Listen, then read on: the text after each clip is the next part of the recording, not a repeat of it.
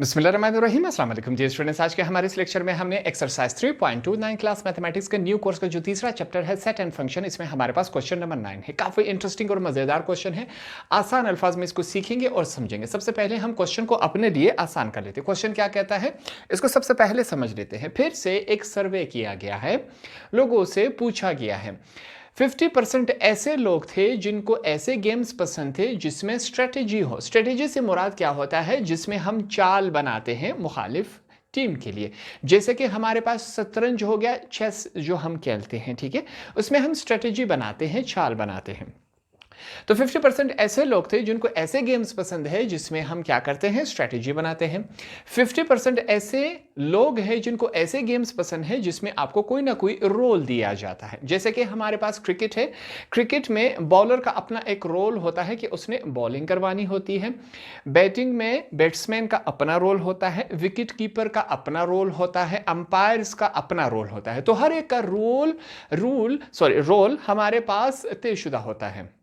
तो 50% ऐसे लोग थे जिनको हमारे पास क्या था, ऐसा गेम पसंद था जिसमें उसको कोई ना कोई रोल दिया जाता है। 30% ऐसे लोग थे जिनको दोनों गेम्स पसंद थे, जिसमें स्ट्रेटेजी भी हो और आपको कोई ना कोई रोल दिया जाए। दोनों गेम्स उन्हें पसंद थे। हमने इस क्वेश्चन में क्या बताना है, हमने परसेंटेज बतानी है उन लोगों की जो हमारे पास एक ही गेम को खेलना पसंद करते हैं। उन लोगों की हमने तादाद बतानी है परसेंटेज में। ये हमने सिंपली क्वेश्चन में करना है। सबसे पहले हम डेटा निकाल लेते हैं क्वेश्चन में से। यहां पर मैं गिवन लिख लेता हूं। गिवन का मतलब यह होता है कि वो तमाम डेटा जो हमारे पास क्वेश्चन में दिया गया है, ठीक है। मैं सबसे पहले क्या लिख लेता हूं, यहां पर चेक करें, मैं लिख लेता हूं स्ट्रेटेजी, यहां पर चेक करें स्ट्रेटेजी गेम्स, ठीक है, ये हमने लिखा। स्ट्रेटेजी गेम्स को हम क्या करते हैं, एस से जाहिर करते हैं क्योंकि स्ट्रेटेजी एस से जाहिर हो रहा है, ठीक है। ऐसे लोगों की तादाद कितनी थी, 50% थी, ये हमने यहां पर लिख लिया। दूसरा हमारे पास क्या था, रोल प्लेइंग गेम्स, ठीक है, तो यहां पर हम लिख लेते हैं रोल प्लेइंग गेम्स। ऐसे लोगों की तादाद कितनी थी जिनको ऐसे गेम्स पसंद थे जिसमें कोई ना कोई रोल दिया जाए। आर से स्टार्ट हो रहे हैं तो इसको हम आर का नाम देते हैं, और वो भी हमारे पास क्या थे, 50% ही थे। ये बात क्लियर हो गई। ऐसे लोग जो हमारे पास दोनों गेम्स को खेलना पसंद करते हैं, तो उसके लिए हम लिख लेते हैं बोथ गेम्स। यहां पर थोड़ा सा मैं इसके करेक्शन कर लेता हूं, बोथ गेम्स, दोनों गेम्स उनको क्या है, पसंद है। तो यहां पर हम लिख लेते हैं एस इंटरसेक्शन आर, इसको हम इस चीज से जाहिर कर लेते हैं, और उनकी तादाद हमारे पास कितनी थी, 30% थी। अब हमने क्या, इस क्वेश्चन में हमने क्या फाइंड आउट करना है, हमने यहां पर लिख लेना है परसेंटेज, ये बात हमने लिखी। परसेंटेज ऑफ पीपल, उन लोगों की परसेंटेज हमने बतानी है जो एक ही गेम को क्या करते हैं, एंजॉय एटलीस्ट वन गेम, ठीक है, एटलीस्ट वन गेम, जो एक ही गेम को पसंद करते हैं खेलना, उनकी परसेंटेज हमने क्या करनी है, बतानी है। इस क्वेश्चन में हमने यही करना है। यहां तक तमाम चीजें क्लियर हो गई। तो हमने यहां पर क्या किया, सबसे पहले हमने तमाम डेटा क्वेश्चन में से निकाल लिया। यह बात आपको समझ आ रही है। अब हम चलेंगे सॉल्यूशन की तरफ। यहां पर चेक करें, इस क्वेश्चन में हमारे पास यह नहीं बताया गया कि एग्जैक्टली यहां पर क्या है, एटलीस्ट। जहां पर हमारे पास क्वेश्चन में एटलीस्ट का जिक्र हो, ऐसे क्वेश्चन को हम किस अंदाज में सॉल्व करेंगे। सिंपल सा हमारे पास तरीकेकार है, प्रोसेस है। फिर से यहां पर हम लिख लेते हैं कोऑर्डिनेटली, यहां पर सबसे पहले हम लिख लेते हैं एस यूनियन आर कोऑर्डिनेटली, ठीक है। ये जो दोनों लाइंस होते हैं इनको कोऑर्डिनेटली कहा जाता है। इसको कैसे पढ़ा जाएगा, कोऑर्डिनेटली ऑफ ए, ठीक है, प्लस यहां पर हमारे पास अब क्या है, एस इस्तेमाल हो रहा है तो हम एस लिख लेते हैं। कोऑर्डिनेटली ऑफ आर, ये हमने लिखा, माइनस एस इंटरसेक्शन आर।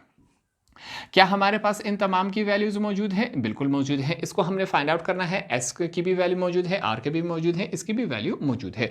तो हर एक की जगह उसकी अपनी अपनी हम वैल्यूज पुट कर लेते हैं, ठीक है। तो यहां पर चेक किया जाएगा कोऑर्डिनेटली एस की वैल्यू हमारे पास कितनी है, 50%, ये बात हमने यहां पर लिख ली, प्लस है। आर की वैल्यू कितनी है, 50%, फिर से मैं इसको 50% लिख लेता हूं, माइनस एस इंटरसेक्शन आर की वैल्यू हमारे पास कितनी थी, 30%, ये हमने यहां पर लिख लिया। इन दोनों को आपस में ऐड करवा लेते हैं, देखते हैं हमारे पास क्या बनता है। यहाँ पर सिंपल सा और आसान सा काम है, 50 और 50 हमारे पास क्या हो जाता है 100% माइनस 30, ये हो गया हमारे पास, ठीक हो गया। अब यहाँ पर फिर से हमने लिख लिया S union R is equal to 100 में से 30 कैंसिल करवा दे तो 70% रह जाता है। 70% वो लोग हैं जिनको क्या है कम से कम एक ना एक गेम पसंद होता है खेलने के लिए, या तो वो स्ट्रेटेजी वाला गेम होगा या रोल प्लेइंग वाला गेम होगा। तो एक ही गेम को पसंद करने वाले लोगों की तादाद कितनी है 70% है, यह हमने फाइंड आउट कर लिया।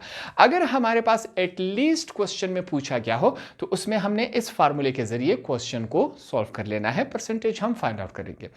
अब यहां पर हमने चलना है वेन डायग्राम की तरफ। यहां पर वेन डायग्राम हम बनाएंगे। फिर से हमने क्या करना है, 2 सर्कल डाल देने हैं। 2 सर्कल क्यों बनाए, क्योंकि हमारे पास 2 ही गेम्स खेलने वाले थे। हमारे पास स्ट्रेटेजी वाले गेम था और दूसरा कौन सा था, रोल प्लेइंग वाला। इस वजह से हमने 2 सर्कल बनाए। तो हमने ओवरलैपिंग क्यों बनाए, क्योंकि हमारे पास 30% लोगों की तादाद ऐसी थी जो कि दोनों गेम्स को खेलते, इस वजह से हमें ये भी करना पड़ा हमारे पास, ठीक है।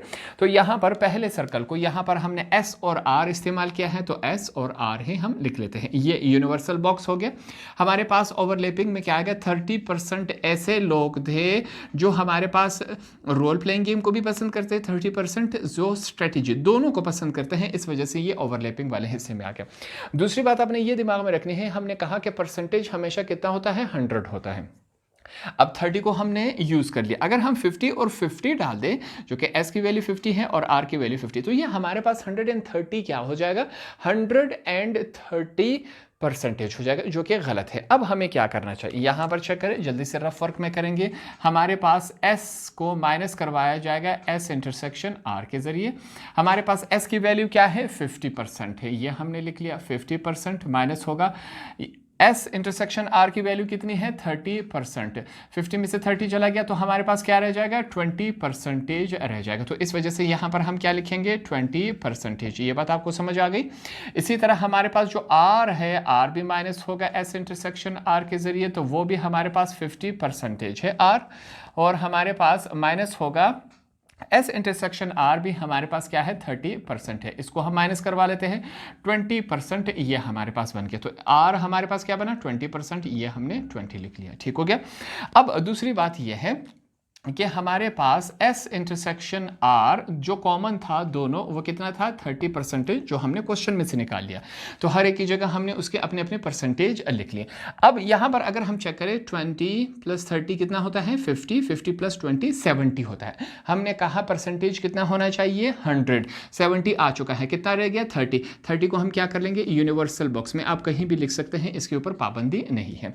दूसरी बात हमने ये सीखी थी कि वेन डायग्राम में हम क्या करते हैं, किस हिस्से को शेड करते हैं, जो हमारे पास आंसर होता है। आंसर क्या आया, 70 आया, तो इसका मतलब हमें क्या शेड करना चाहिए, ये 20 + 30, 50, 50 + 20, 70, तो हमें ये शेड करना चाहिए।